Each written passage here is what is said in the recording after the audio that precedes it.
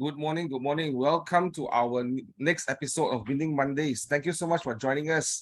Very hard for me this morning to kick off because I came back from a holiday yesterday and I still feel like I'm there and I'm trying my very best to be the best version of myself this morning so that I can host this event today. So thank you everyone for joining us. Those who are watching us from Facebook, really appreciate your participation. I thought of you to start off this morning conversation. Now, this morning is going to talk about something called money, right? Money is a very important aspect of our business. But I wanted to start off with a poll, and I'm going to ask two quick questions. So it's very simple questions. I'm going to launch our poll, so I expect everyone to participate, right? So let's look at the poll. The first question is, do you use the budget tool in the GPS spreadsheet?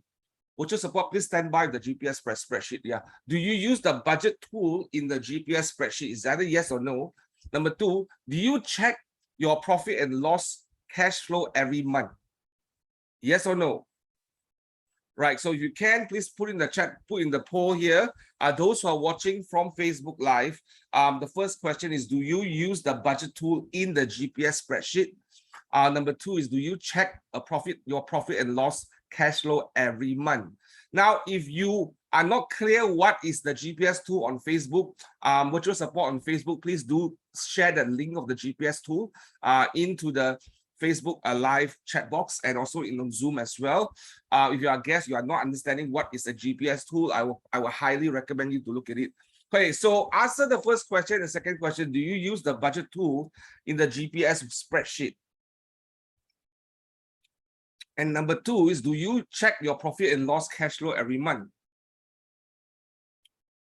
It's very interesting. Come on, let's keep going. And there's no right and wrong answer here. All of us are in that self-discovery journey of learning how can we be better at our business.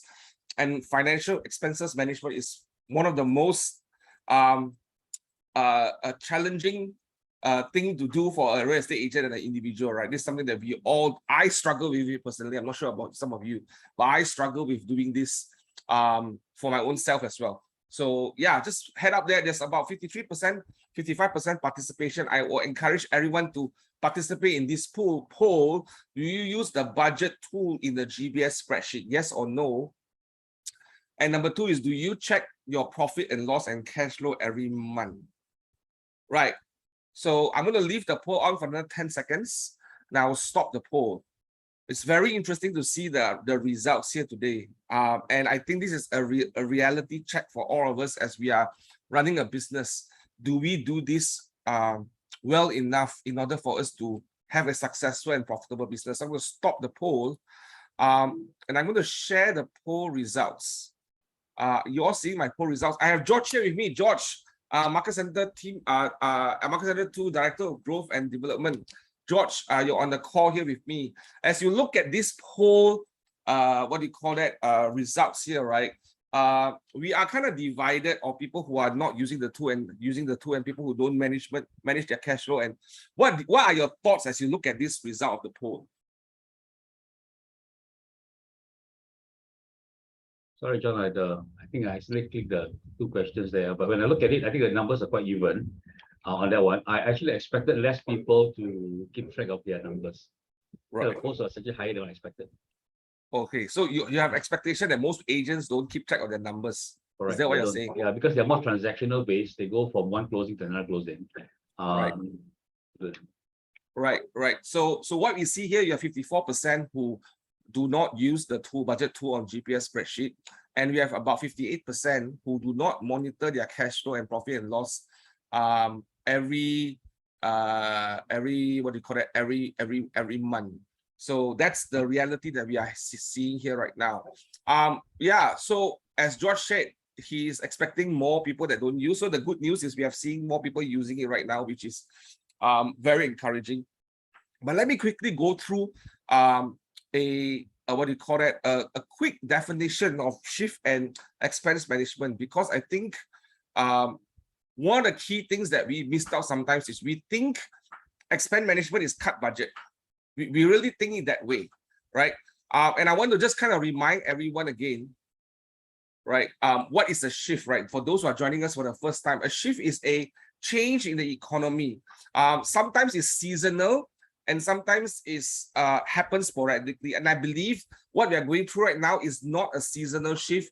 It is a sudden shift that is changing due to certain global situation around the world. And what it means is as the market shift downwards, there will be lesser amount of business for real estate agents, meaning more agents will be squeezed in terms of the number of opportunities for them to do business, right? So that's the real definition of shift.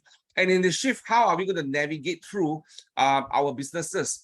And today's conversation is really about expense management, and it's actually in tactic 2 in the shift book called Remargin Your Business.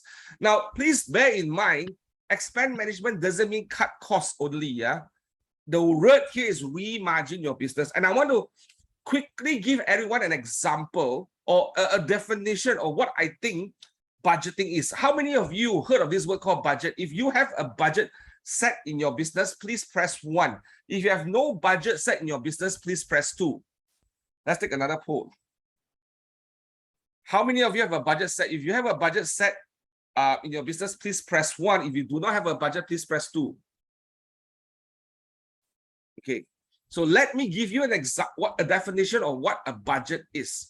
Because if there's no budget, there's no expense to manage, right? The definition of budgeting is an operational plan for a definite period, usually a year, expressed in financial terms based on expected income and expenditure. It's not a trick question, it's a real question, Fifi, right? Budgeting is an operational plan, meaning, right, if you do not have a budget, operation becomes a problem, right? For a definite period of time, meaning you must set a plan on how money or resources is being used in a certain period of time. And it must be financials, right? It must be monetary based. Or the other way of looking at budgeting is a concrete, precise picture of the total operation of an enterprise in monetary terms. So this is the definition of a budget. Now, once you look at this, right, how many of you think, based on your own understanding of budget, you have a budget based on what is being defined here right now? If you think that you have a budget that's based on the definition here, please press 3. If you think you don't have the budget based on this definition, please press 5. Press 3 if you think that your budgeting is in accordance to this definition. Please press 5 it is not if it's not according to this definition. Anyone? Let's check it out. Okay, come on, guys. Let's participate. Press 3, press 5. Nothing wrong here. It's all about learning, right? So the idea today for us to come and give you this presentation is to really understand, right? For some of us, right, the foundation of a business, a good business, is when you are in a certain operational budget plan, right, within your business. And there are changes. That doesn't mean you cannot have changes, but it's very important for us to understand that. And why do you think it's important? I think it's important for us to go through this conversation today.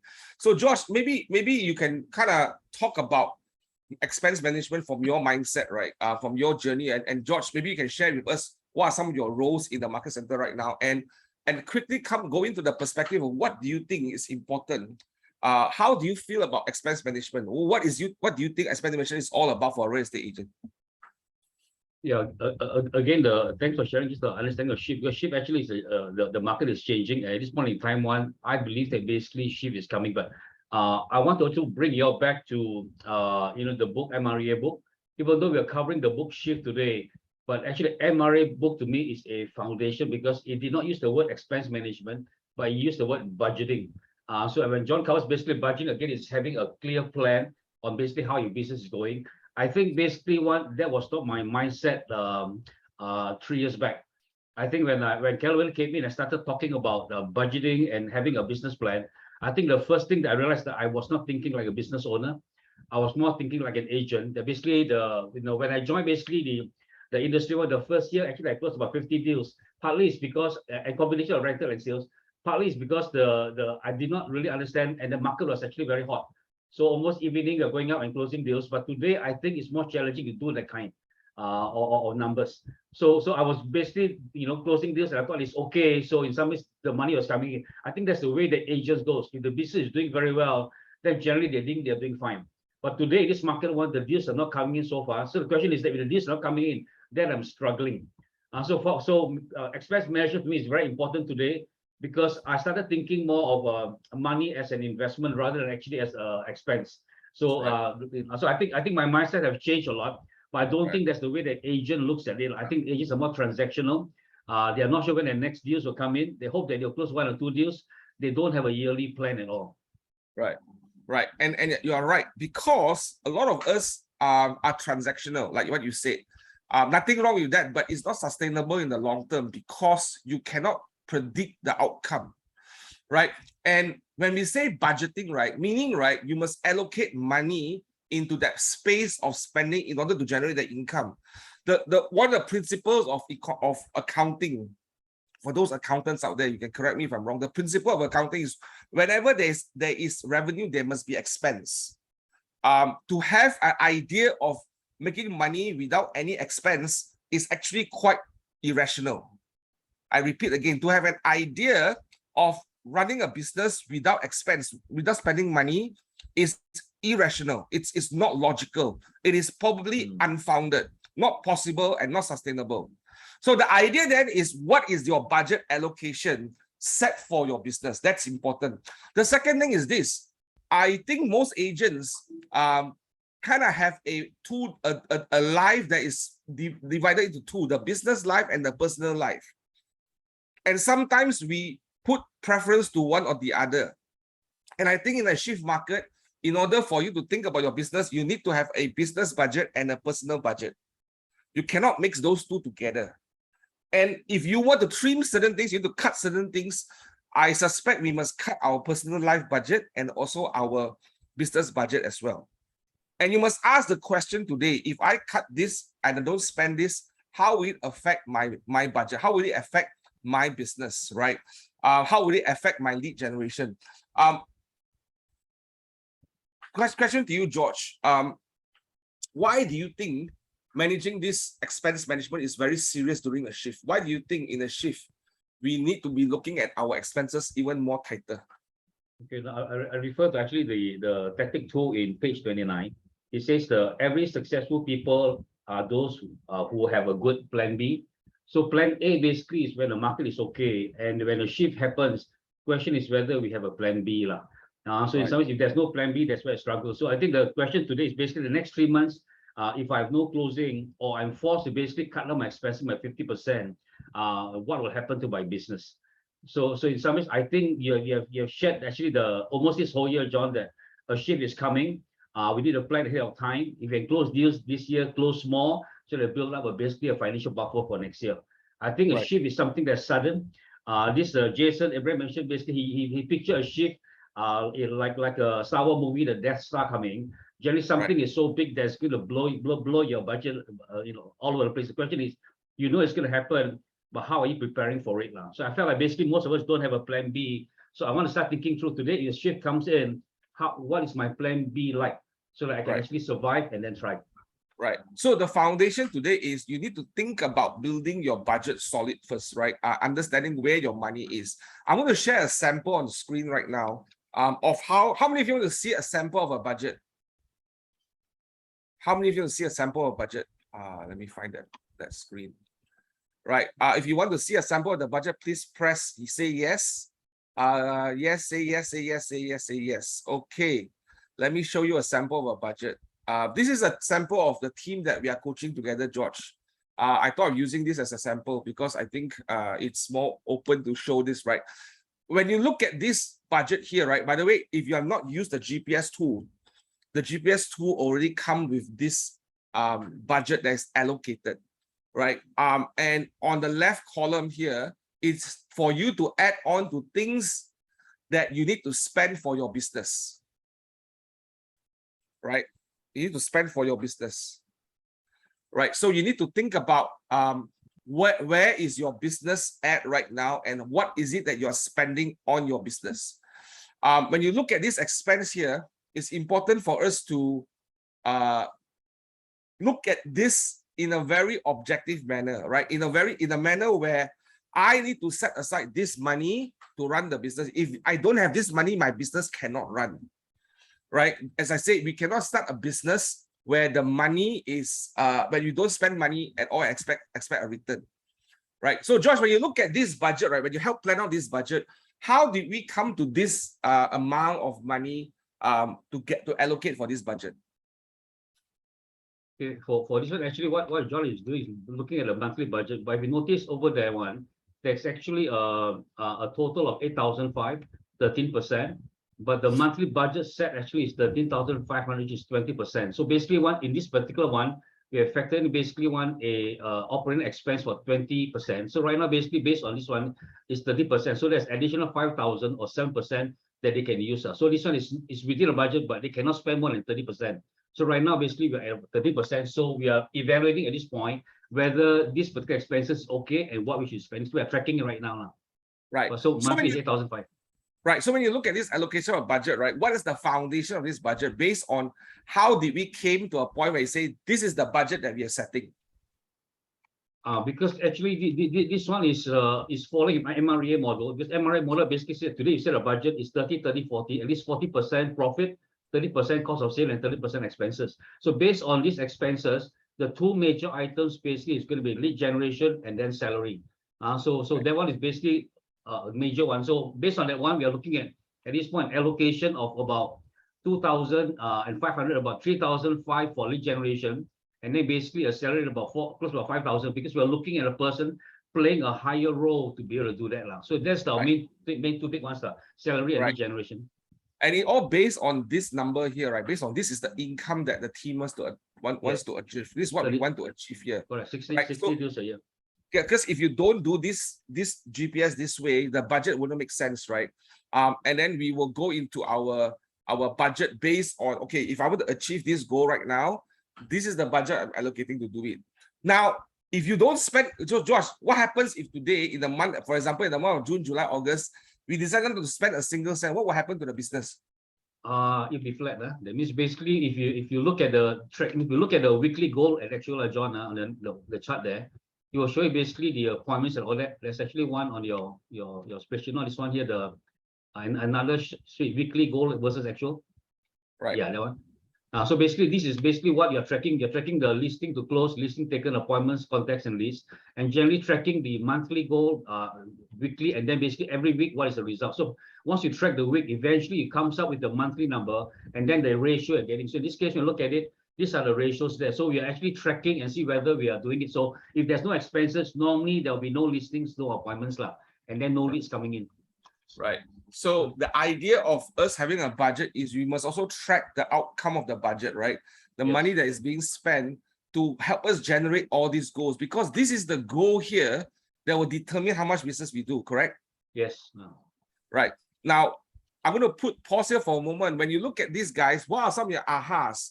What is your ahas when you're looking at this budget here right now? Please put in the chat box. Let's have some interaction this morning. Watch your support, please watch the Facebook page for me. When you look at this particular spreadsheet here in terms of the monthly budget, what are some of your ahas? My question to all of you is, does your budget look like this right now? Are you so clear what happened every month for every single funnel of expense that you are spending? Are you clear? How does that look like? Anyone, please put in the chat box. What are some of your ahas in running your business when you look at this particular budget right now? Please put in the chat box. Any thoughts? What do you see, guys? Variants are much lower overall. Absolutely yes, because we are controlling the budget. What's the structure? There is a structure to how we run our business, right? Anyone else? Anybody got any ahas or thoughts about this particular budget that we have right now? It's very interesting that Paul mentioned about variance. Why is there a variance, right? Because it all determined by where we are in our cash flow. Because the cash flow will determine how much money we have in the bank. That is why cash flow monitoring every month is very critical. Right, you look at your operation expense, you minus your cost of sale, you minus all the costs, and this is actually what is the surplus. Either it's in deficit or is it in positive. If it's in positive, you probably can spend more money, a little bit more money, because there's cash in hand. If you're negative, that means you are short of cash, right? So if you look at this particular spreadsheet here, likely we have more cash in hand than deficit, right? So this is really running a business based on following the model where we are managing our cash flow. So I'm going to stop you for a moment, and George, I want to ask you, why is cash flow important for us to manage right now? From the shift, I think it basically says that all business must have profit. So if there's no profit, and I think last week you mentioned about competitiveness. If there's no profit, no money, then generally you cannot compete. So again, if no profit, no competitiveness, basically no business lah. So your business will die if there's no cash flow. Right. Why do you think, I'm going to pause here for a while and ask you this question, Josh, why do you think most agents struggle to even put that together, like what we just showed just now, right? The GPS, the budget, and then the cash flow summary, right? Why do you think most agents struggle to do that? I think basically it's a mindset that you must come in from the perspective that basically you are the business owner today, whether your business is profitable or not profitable. So the first mindset is that you must realize that you want to run a business that's profitable.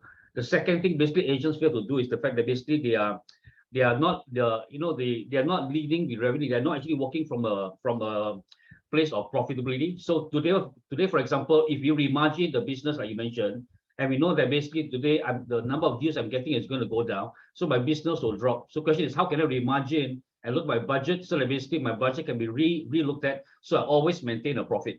So the profit, if there's profit not there, so today basically, if today someone agent is struggling and says my business is not doing too well, the first thing is always to see whether it's actually making profit. Find a room, because I believe most agents today want they can make a lot in terms of the GCI, but actually their business is not profitable. So I feel like basically it's just that if you don't try, you won't know whether you're making money. And just now you saw John basically as green and red. Now if they are more green, that means there's more profit. Red means a lot of expenses, so you're actually running at a loss really. Right. And most agents don't know where they are. Correct. Yeah. Including myself. That's why I think generally the mindset is important. Once you understand that this business will make money, then you start looking at your revenue and say, in this case, when I spend this, how can I get a 4 times return or 10 times return? So again, you're always operating from not a expense one, from an investment standpoint. If I spend $1, that dollar must give me 4 times, eventually 10 times, but at least 4 times the return.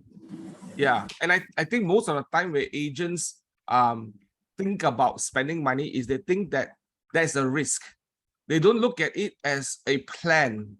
It is risky. The idea is it is risky when you don't have a plan. It is risky when it's a sudden thing. Oh, I feel like doing a video right now. I feel like doing an advertisement here. I feel like posting some listings online. I feel like doing feature credit. I feel like doing this. So it's based on feeling. And that's where it's risky, because one of the key things in marketing, it's all about consistency. It's all about consistency of generating enough leads. I think, George, what's the number one expense that most agents should be spending on right now? Like if I have a budget, what's the number one expense? If you are a solo agent or single agent, you should be spending on actually lead generation, which is prospecting and marketing. But today, because you want to cut cost one, you must focus more on prospecting, because marketing again is a not active prospecting actually. So I think you should spend more money on lead generation. Yeah, so basically the money we spend on our business is majority, I would say 70-80% on lead generation. When you're running a sales business, right?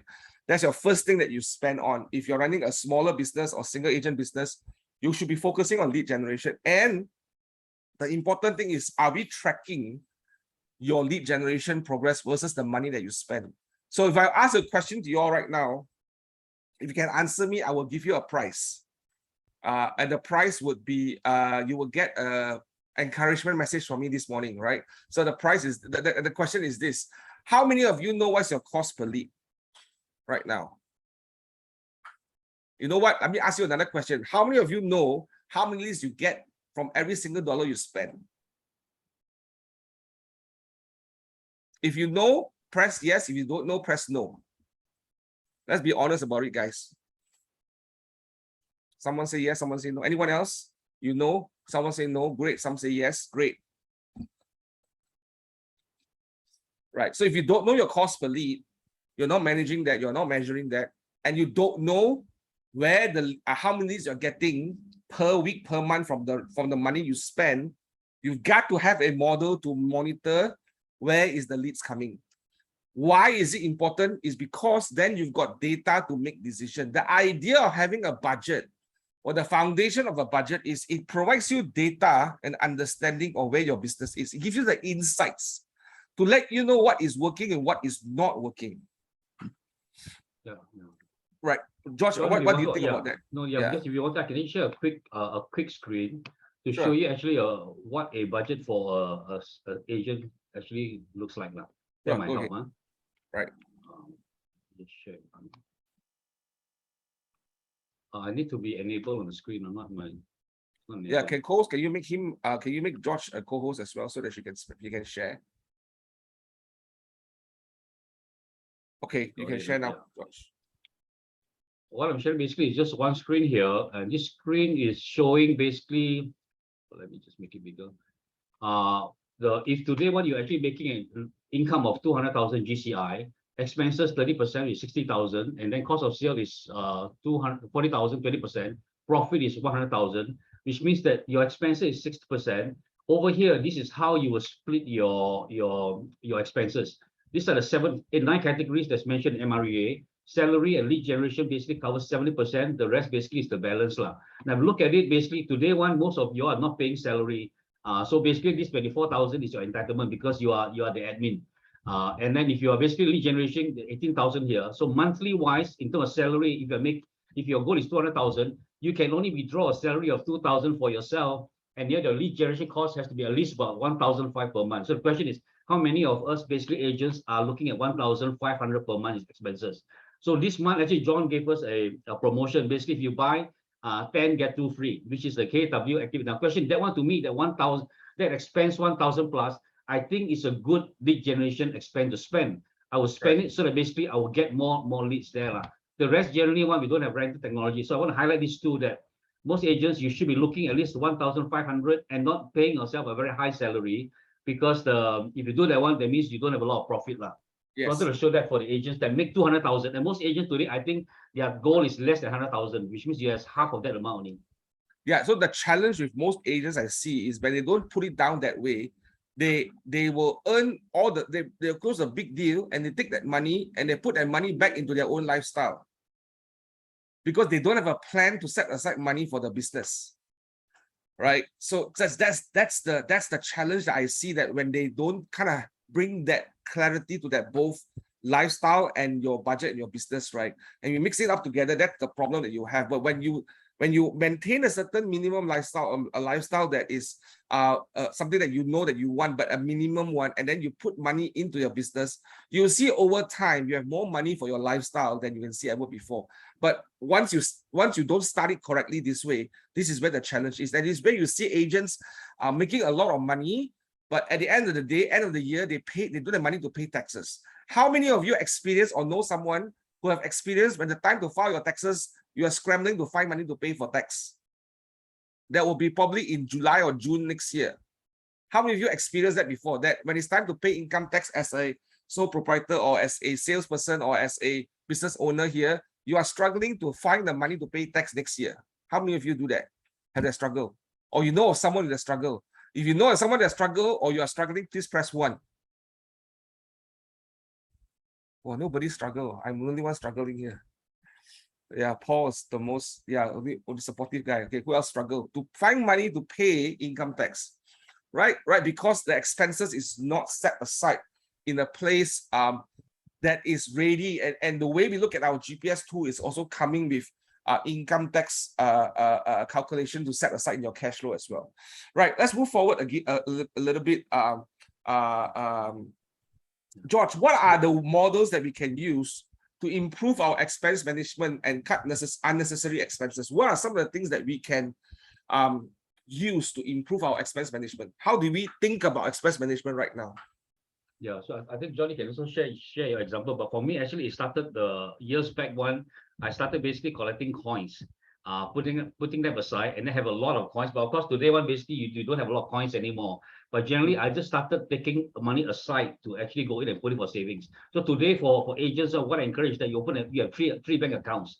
One you just put 10% aside, which is for savings, another 5% for tax, and the balance basically becomes you look at basically your operation plus your expenses there, but always set aside a certain money so that basically it's not touchable. So most agents have only one account, everything is in account. So in some ways they don't know how much they have put aside. So I've learned to basically separate the amounts in those 3 categories. And then from there on, basically, I've started also to learn how to evaluate based on basically what is necessary. That means mandatory, I must use one. Second is basically things that I know that basically I have today, one, I can use it. If I can afford it, I will actually, I'll keep it. And the third category basically is those that I don't need. So today, for example, I know that basically when I go out, my breakfast costs about $12 for a good breakfast. A cheap one, basically one could be about $5, $7. But if I have a good, nice meal plus a drink one, is going to be about $10 to about $10. So every month it's going to be about $300 for myself for breakfast. So if $10 for breakfast, $10 for lunch, and then dinner normally is $20, that means I will have to set aside about $1,000 for myself just for food. And if times your family is 3,000. So in some ways, I've started to look at what lifestyle I like and then try to maintain that. So so I could go in for a meal breakfast for $50 or enjoy the same meal for about maybe $10. So I think we just need to look at our money and then allocate it accordingly. So I started to allocate. And this year, John, this year one was the only first year that I did not have problems with tax because it was set aside. That when the money comes, you realize that it's in a bank account, it goes in, you pay, no issue. I've also today basically said that I'm clean from credit card bills because it was not like that. It was an easy solution, but I realized that it's not a good investment because it's almost 28%. So it's easier to spend and later realize that I've overspent. So I've learned to minimize my credit card bills. Don't use it if I don't have to. If I actually have it, I need to pay it off immediately because basically there's the highest interest now. So I've learned to watch my expenses personally more, before the business. If I cannot control my own personal, I think business will be more challenging. Yep, absolutely right. So controlling your personal finances is the first place to start, right? To think about, to set that right mindset. And personally as well, for me, I start thinking what is necessary, what is not necessary. In my own personal expense, this year I decided, when the whole market was open, right, when the whole travel was open, right, I made a clear decision that I'm not going to travel overseas. I want to go for holiday. I just came back from a holiday in Tanjung Jara. I drove and all that, right? But I say I can still have a nice holiday in Malaysia, right? So as I try to stimulate the Malaysian economy, at the same time, I manage my expenses. So very clear that I make a clear decision this year. There's no overseas travel for me, right? And also I think ask that question. I just sat down with my wife and just on last weekend, and we sat down and list down the entire fixed expense that we must have every month personally for ourselves. And we look at our average income per month and we ask ourselves this question: is my fixed expense versus my average income able to sustain my business and my lifestyle? And the scary part is some of it were quite scary. Some of the expenses that we had were quite scary. But if you don't list it down together with yourself or your spouse together, right, and work this out and ask yourself, this is my non-negotiable. And when we look at here, right, some of because I have access, I have properties and I have a lot of assets and all the stuff, right? I start thinking, how do I start refinancing certain stuff and get the lower costs in saving more monthly payments, because I would then have more cash to maintain my lifestyle at the same time, or invest or whatever that is, right? So, but you got to sit down and list down your fixed expense, look at your average income. Now you realize that you need to work harder to get your average income up, because a lot of times, when we don't watch our expenses, the expenses go higher than our income. Normally, when you don't watch the expenses, that is what normally happens, right? I think that's the first thing that you need to think about, like what George is saying, right? Look at the necessary items, list it down. Things that you have to use, but if you don't have it, your business is going to be over. So, for example, lead generation cannot be negotiated, right? You must spend money in lead generation. You shouldn't cut lead generation. Right? Here's one thing that most agents think, oh, let's just cut that away from the market to come back, then we will make. I think when the market come back, you will find that your lead generation cost becomes more higher because it becomes more competitive. But actually, in a market that's less competitive, we should double down on lead generation. It's just that if you don't track the money that is spent to get you the leads, right, then it won't work. Right. So that's the idea of that, right? What else should we cut, George, during this time? What are some of the things that we can cut in our business in terms of expense? Yeah, so I said, first of all, I said you have to look at your personal first, and some of the bigger items that agents have will be their house and their car, plus probably the children's education you have lah. So generally, I know basically this year these last 2 years more relaxed because I've actually financed my 3 children actually in school. They're all working already, so I have less of that burden. But actually, the after joining real estate for 3 years, actually I bought a property of 400,000, and at that point in time, the property I couldn't sell it, I couldn't rent it, but I felt like this is a good property and the investment is worth it. So I bought that property, and then basically after 5 years sold it to be able to help finance for the kids' education. Now during that time in some ways I make money, but at the same time because during those times I also make some dumb decisions lah. You bought some properties, and today I look at it, some of the properties if someone had guided me, I probably won't buy because the returns are not there. So as a result, because of that you have to finance it every month. So there's a need to look at either renting a property out or find a way to basically go in and sell it, to do that so that you cut down your commitment. So that's the first thing, whatever you have in a property or area. In fact, for myself, I realized I spend on the children, even, when I die, basically the house is going to be passed over to the children.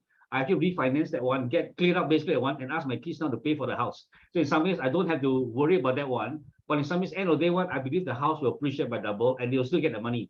So in some ways, I look at anything to lower down my expenses over the next 3 years, so that I can actually, in some ways, survive and eventually thrive lah. So that's the first thing, is look at your high commitments for agents, and then from there look at basically the number of deals that you must close. That's why you must go back to your GPS lah.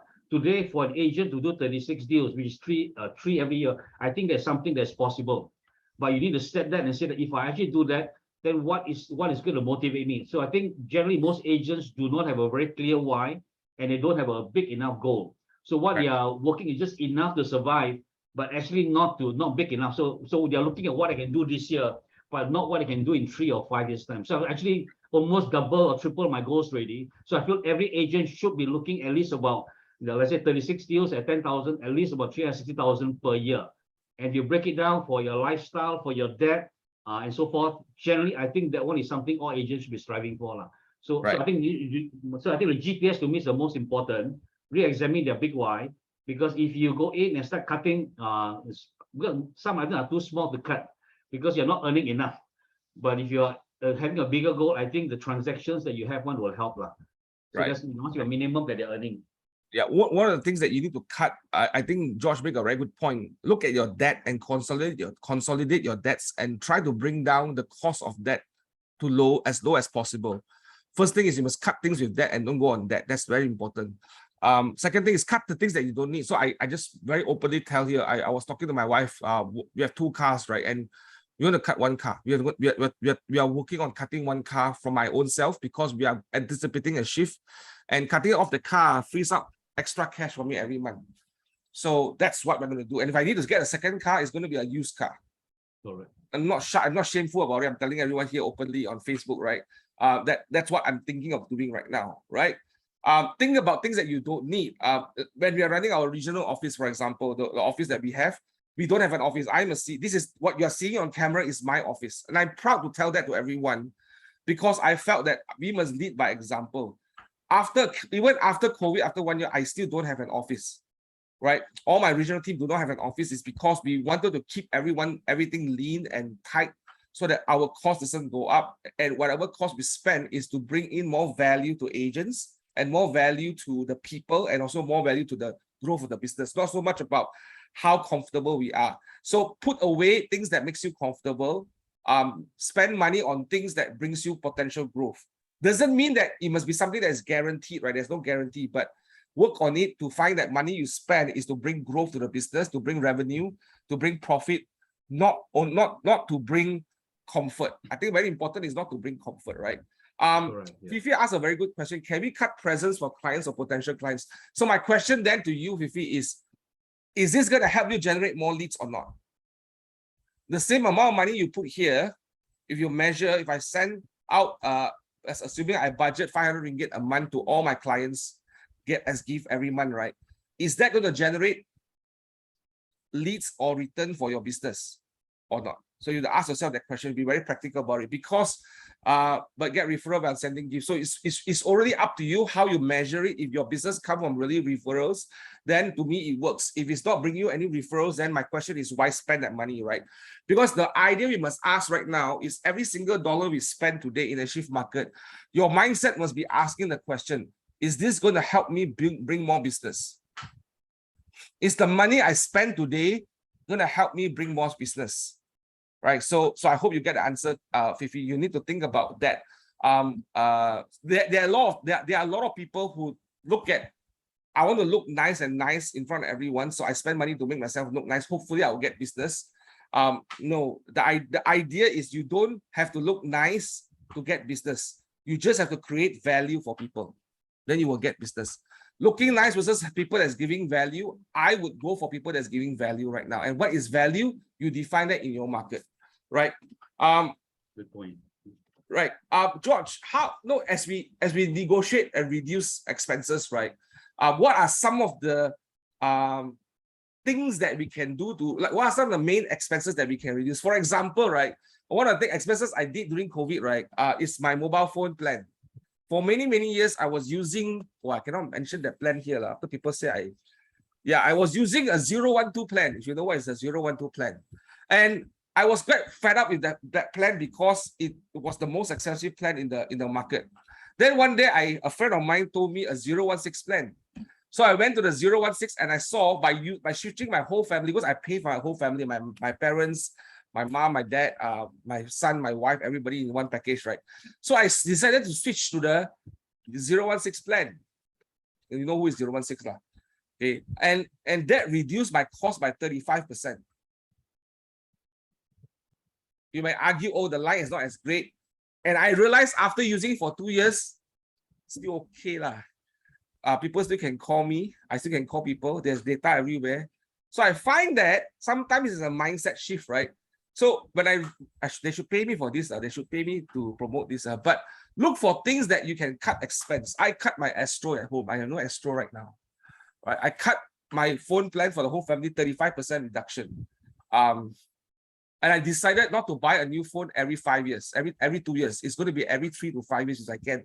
Right. So my current phone is is coming to my 3rd year already. Right. So these are some of the things that I think about cutting expense, right?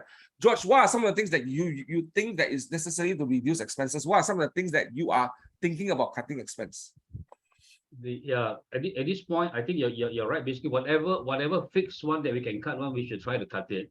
But what I've learned is, because I have the benefit of actually 3 children now because they are working one.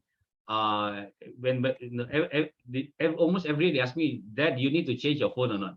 So someone can actually bear the cost to do that one. Even the phone line itself, one in some ways for them, one in some ways they're carrying their own. So I've learned to shift a lot of expenses that basically I used to be doing over to actually the children. They carry their own insurance, their own car plan, they pay for their own cars. So in some ways, if you have children, one, teach them to be responsible, so they take on that, take on that burden away, because otherwise you'll be carrying that. But for an agent, basically look at your fixed and then your variable. So the fixed one, some of which you cannot change. Like in some ways, one, I won't go to, I won't do what John did, because I actually like my 012 numbers. But my plan basically is almost 1/6. I'm going up to about $160 per month, but that one covers also the internet at home. So there's certain rates that I'm actually going now. I also don't have Astro, but my son has Astro, so I can watch it basically on his account. So in some ways, one, whatever fix that you can cut, I'll say cut it.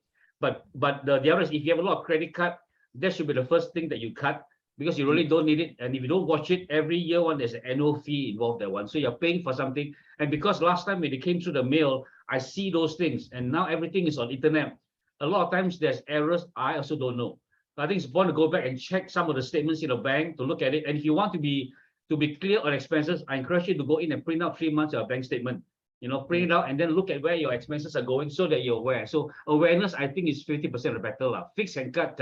Variable is where you have an option to look at it. So in some ways that's where I think the budget comes in very important. If I know I need to spend 1,000 in the marketing and prospecting side, I need to be careful whether that 1,000 I spend is giving me the returns that I have. One agent basically that I was actually coaching she said basically, George, I actually did four campaigns, and that cost him about maybe close to $450. but I got close to about 140 leads. And out of 140 leads, 30% of them are good leads, and this is actually an agent in Bangsar. So for $500, want to get the kind of leads, I think that's a very good investment. So I think we need to go in and look at our variable that says that if this particular amount of spending is not giving me a result one, then I need to reevaluate and then just chop it off. So rather than continuing that. So I think it's not a question of what we should do. You have to look back in your business and see what is actually helping you with your lead generation. And I believe today, 50% of our business must come from the database. And database, basically, you don't need a lot except basically effort and calling them. And I think basically for those people that I know, one value is basically they appreciate if I call them 4 times a year. Because they just want to chit chat. It's not a, in fact, one of the person that bought a property from me, basically when he knows that my favorite is char kway teow, he took me out for char kway teow. So to me, what that means more, because it's not a money issue, it's a relationship really. So I feel like basically if the relationship is there, the item is not that key. Even basically a small coffee bag for the person is actually okay. So it doesn't have to be very high value. But the value, but the gift must have value to the person they are giving to. So I think the fixed and variable, John, I think is you have to look at it. What is important to me might not be important to you. I also found a place basically in USA 11 I like cheesecake, and I realized that this guy have a very strong promotion. He said, George, buy 1 for $15, buy 2 for $20. Now, if you're given that option, what would you buy, 1 or 2? I would, number one, I don't eat cheesecake, so I won't buy anything. But I will buy 2 and I eat tomorrow. Correct, because for $5 more, I will go in. So I thought that's a good promotion that he did. So buy 2. So I buy 2, but if I buy 2, I cut it off. One of them is only $10, which is still cheaper than if I buy any outside. So in some ways, I think is looking at value buy. You don't have to give up things that you want. It can be half the amount, but generally is so just be aware. So I'm more aware of what I'm spending today.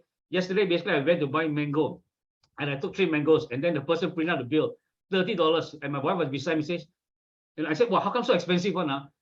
Then I realized actually sometimes I take things, but I don't watch it. So I say I don't need 3, I just take 1. So from 30, I cut down to actually $11. Found another basically one promotion in grapes, 2 boxes of grape for $18. So works out 1 for only $9, and the grape is just as nice as the mango. So if I don't watch expense when I go out, it's so easy to spend $50 to $100 without even thinking about it. So I think those kind of a random spending, we have to watch it. I think that one basically could kill us. Right. And I think you mentioned correctly that our business should be a majority coming from our database, which is why we decided as a company to be a technology company and charge that technology fee to provide the technology support for the agents. And it's very interesting to see some agents don't value this technology, this package, right, that we have with the CRM and all that, because that is the one that will save us a lot of time versus us manually doing it on our own. But the idea of us, like what do you think that some agents will come to me and say, I don't use the technology, it's no value to me, so $150 is expensive. But I sit down and I look back and I think about if I were to do my own technology one day, which I would need to anyway, how that's going to cost more than what we are charging right now, because we are not making profit from it. We are charging a cost because we can create value by getting the numbers with all our technology platforms together as one.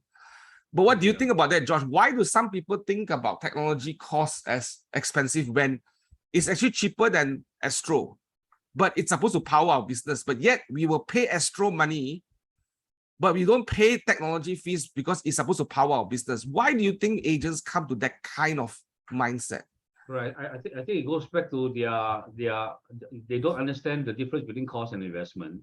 So in some ways, when you look at basically technology itself, and I look at basically if there's a tool that allows me to know basically my clients well, who are the ones that's going to buy in 30 days, 60 days, or 90 days, and allow me to prioritize them. So I actually know how to go in and do and close. Like today, for example, if I can go into my opportunity under command, I can look at 6 viewings that's there. I know my conversion ratio is 3-to-1, which means that this weekend, if I go for 6 viewing appointments, I can close 2. Now, if I don't have 6 viewing appointments, I go back basically into my sheet and look at basically cultivate and look at those that basically I'm trying to match the property, and then I need to go in and fill up the viewing to at least have 6. So I've had 2 closing. Now, if I have 2 closing, and if each closing is 500,000, 2% is 10,000. 10,000, 2 closing is 20,000. Now, allow me to close just even 1 closing at 10,000. That already cover the cost of the tech fee that basically in some ways that we are charging. So I feel like they don't understand the fact that if I invest just basically the 155 per month at this point in time, and it allows me to close 10 deals, 1 deal every month, it already covers. Now, without that tool, I don't have the insight or to know what is happening in my client. So I will pay for that. I'll pay for that. So I think most of us may not understand the value because we are still thinking the same way. We're still thinking from a tactical standpoint. We are looking at transaction, but we are not thinking from a budget standpoint. Correct. They're looking at basically, I'm not making money, so what should I spend? I'm not using it. What should I spend? Again, if they don't use it, I think they cannot be competitive. So it's not an option. But it's just that some are difficult, but this is very easy to use.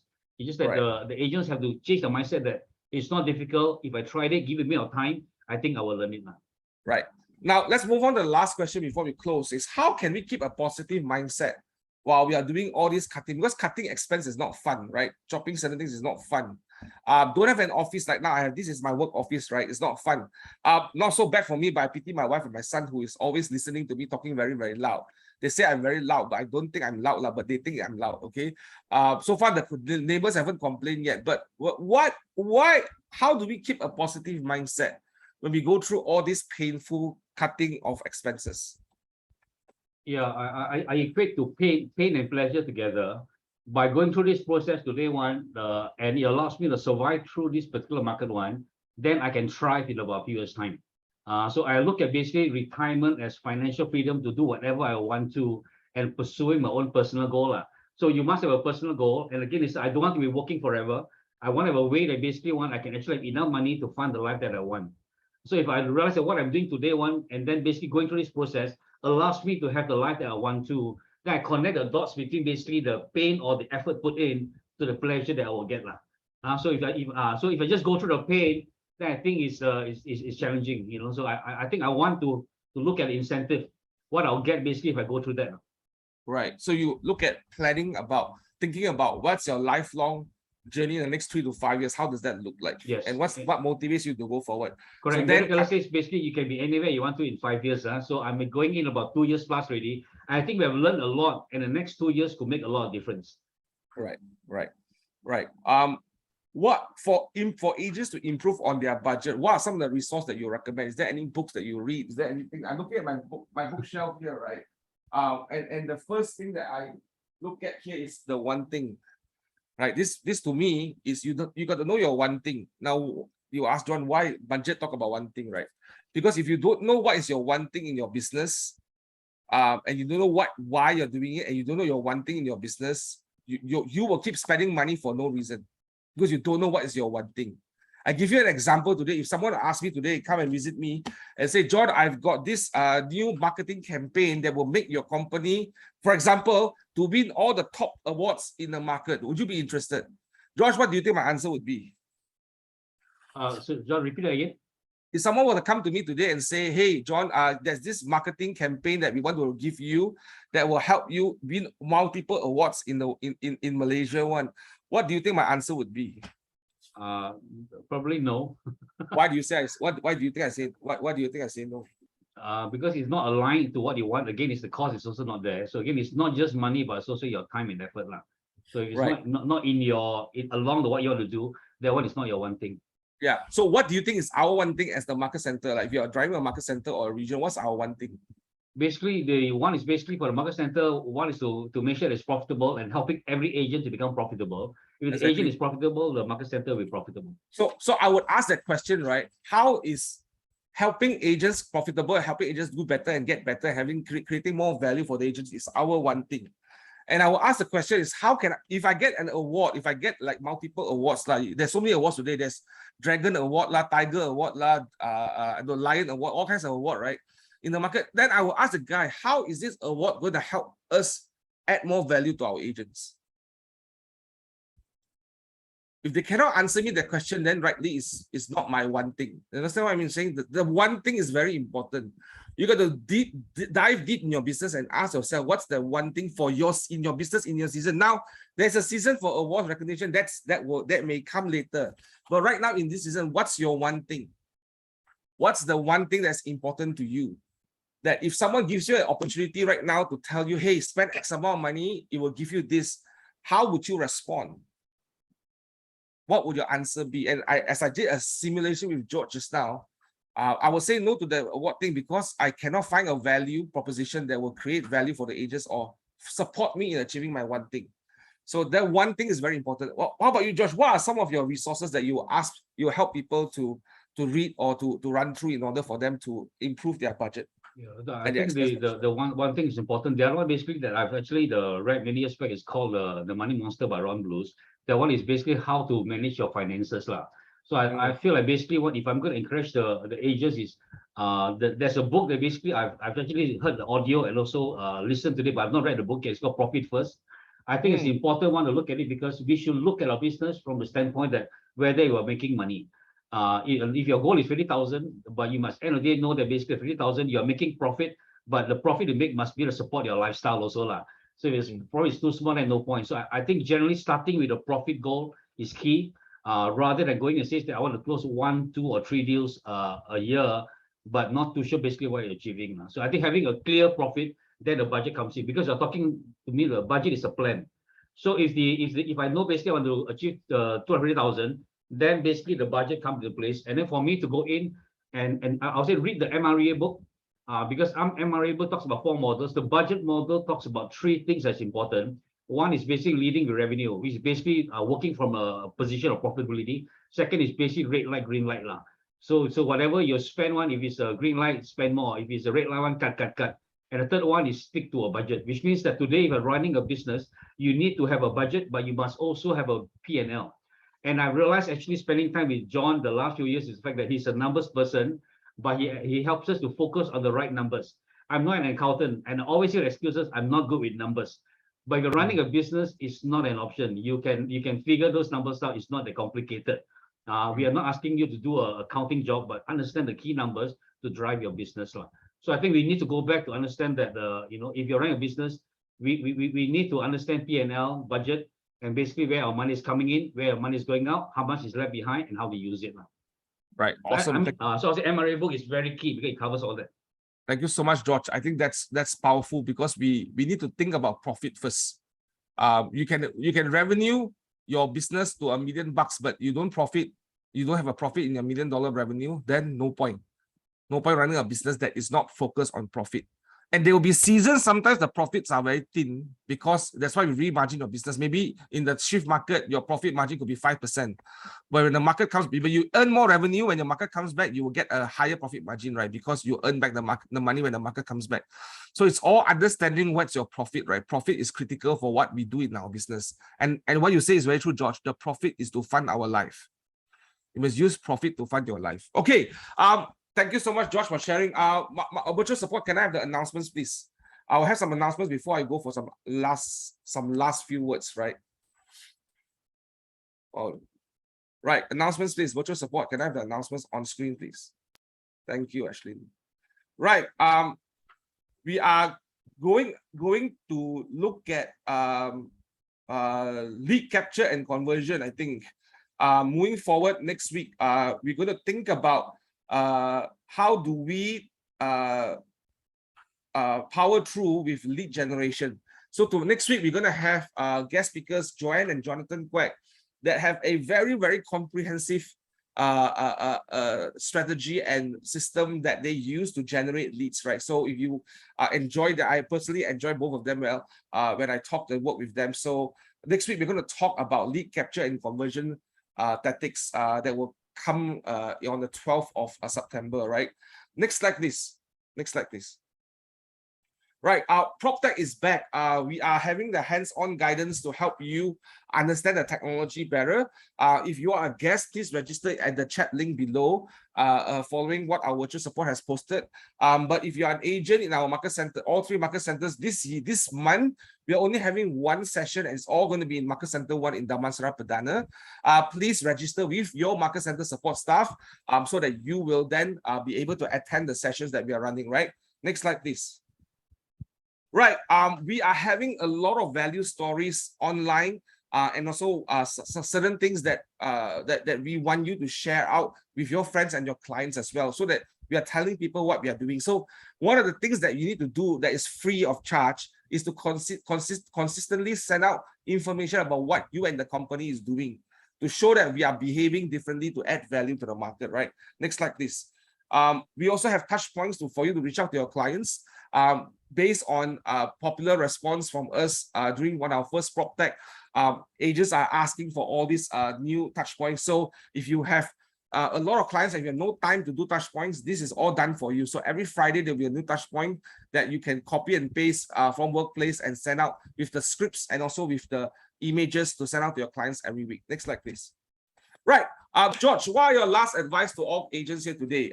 From expense management to budgeting to running a profitable business, what would you say to them? Yeah, I'll say basically awareness is really the first step lah.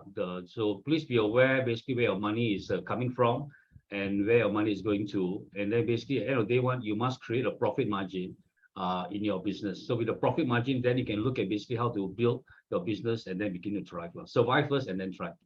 Right. My last advice to everyone on the call today is think bigger, think deeper, think further ahead.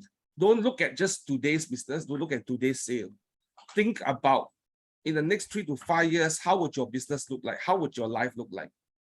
Because if you don't think from it that way, the danger of you being stuck where you are today is there. And it's not fun to be stuck. It's not fun to be stuck. And some of us can't afford to be stuck because we've got bills, we've got responsibility to pay. If you think about your responsibilities and the commitments that you have in your life and for your family, for yourselves, think about how you can achieve some of these goals in the next 3 to 5 years.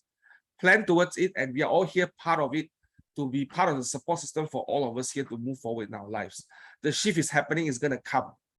But what's standing is you. What's the choice that you have determines what you do right now. Your actions, right, are important right now. The way you think, the way you do, the way you behave is critical to help you sustain and build a successful life. Successful life doesn't mean the Bentley and the Rolls Royce and the, I don't know what, nowadays maybe helicopter, spaceships, I don't know, whatever things that will help you understand. But for me, being successful is I'm able to fulfill my responsibilities. Father, as a husband, as a person, as an employer, as the leader of the organization, that's success to me. Whatever your success is, nothing is wrong with that. You define it, but be very clear that you set a goal to achieve this in the next 3 to 5 years, because you can and you will. Thank you so much, everyone, for this conversation today. I hope it has helped you. Thank you, George, for your time. Thank you, George, for this impromptu conversation. I hope we didn't plan the way to do it this way, but I think this is something very exciting. So thank you, Josh, for your time and your expertise. Thank you, everyone. Have a good rest of the week. See you all later. Bye.